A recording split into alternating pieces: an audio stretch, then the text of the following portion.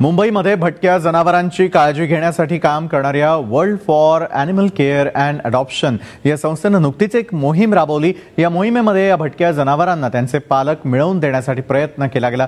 पाहूयात एक रिपोर्ट। किती गोंडस पिलं आहेत, हात लावावासा वाटतो ना? नुसता हात काय लावताय? घरी घेऊन जावीशी वाटली तर घेऊन जा।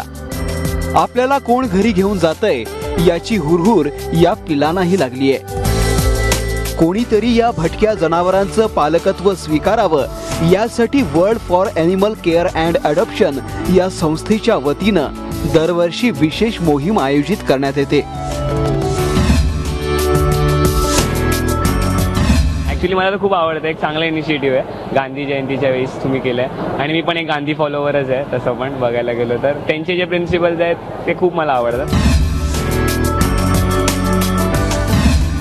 रस्त्यावर वावरणारे भटके कुत्रे, मांजरी हे पाहिलं की अनेकांच्या कपाळावर आठ्या उमटतात, पण दुसरीकडे अनेकांना हे प्राणी मित्रही वाटतात। पण ते रस्त्यापुरतेच, घरी घेऊन जायला कोणीही तयार नसतं। अशा मंडळींना या प्राण्यांचं पालकत्व देण्यासाठी ही मोहीम 4 वर्षांपासून राबवली जाते। सर्व कागदपत्रांची पूर्तता करून हे प्राणी त्यांच्या पालकांच्या हवाली केले जातात। आम्ही या कॅम्पच्या माध्यमाने जे इंडियन ब्रीड पपीज आणि किटन्स असतात रस्त्याचे, आम्ही त्यांना वाचवून त्यांना फॉस्टर होममध्ये ठेवून त्यांच्यासाठी आम्ही अडॉप्टिंग फॅमिली शोधतो।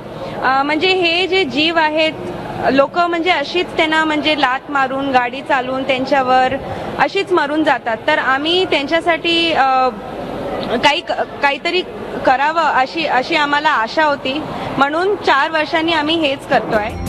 फक्त बोलत न बसता प्रत्यक्ष कृतीतून मुक्या जनावरांसाठी या संस्थेकडून केलं जाणारं हे काम नक्कीच कौतुकास्पद आहे।